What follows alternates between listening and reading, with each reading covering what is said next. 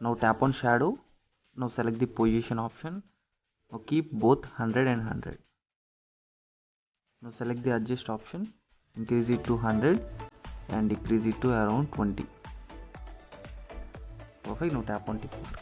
Next up, go to add photo and select the further PNGs.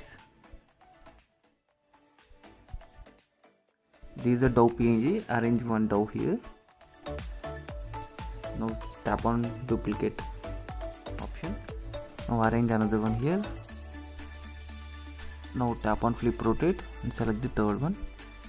Arrange it perfectly in this portion. Now select the shadow option and you have to keep it here on the left side bottom portion. Now tap on tick mark. Next step, go to add photo and select the Republic Day PNG. 26th January Republic PNG. You have to arrange it in this portion here. It's perfect. Now tap on tick mark. And the next step, you have to go to tools, tap on adjust.